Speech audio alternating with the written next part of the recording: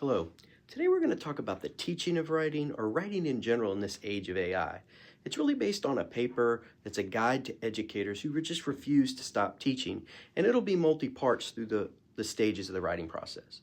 Because in this strange moment of transition we find ourselves in, that moment between analog thought and digital acceleration, writing itself is being redefined.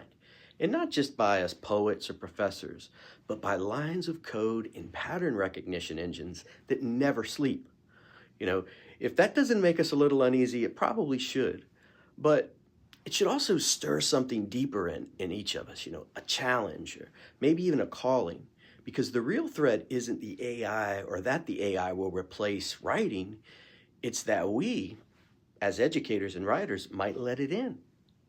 So what if we taught writing not as an act of mechanical output, but as a framework for thought, a mirror for our mind, and a way of navigating the truth in an increasingly unstable world?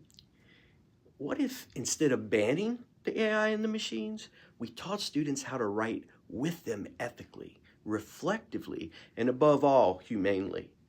This isn't just a policy adjustment. It's kind of a philosophical realignment. So let's talk about, that first step, the pre-writing step. Free writing should come first because, thought should kind of breathe with us. Before we invite, the AI into the room, we must first make space for ourselves, for the writer. That means we begin not with a prompt and not with a chatbot, but with a blank page and a few moments of kind of just solitude with ourselves. This is not some romantic return to some pre-digital purity. It's a deliberate pedagogical choice to center original thought before the tools ever even get involved. Have your students sit and just write, just for a few minutes at least. No instructions, no AI, no guidelines, except write what you think about this assignment. Or don't, just write. It doesn't need to follow some form. It doesn't need to answer any specific question outright. It only needs to be theirs, a raw, unfiltered sketch of their voice, experience, confusion, their instinct, and all their memories. This is where writing begins. It doesn't really begin in clarity. It gives us some type of contact with chaos in a lot of instances. Too often we mistake writing for just answering. But thought doesn't come fully formed yet. It emerges from pressure and struggle and pause.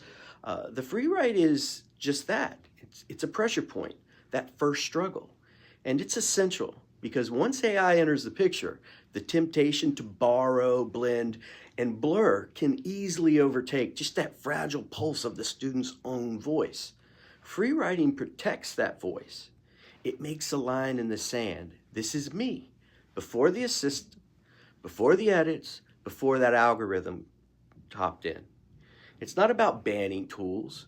It's about reminding students that they still have something to say on their own. That writing is not just the output. It's evidence, that they're the very ideas that exist inside of them. And that they're capable of drawing some line from thought to language without automation getting in the middle.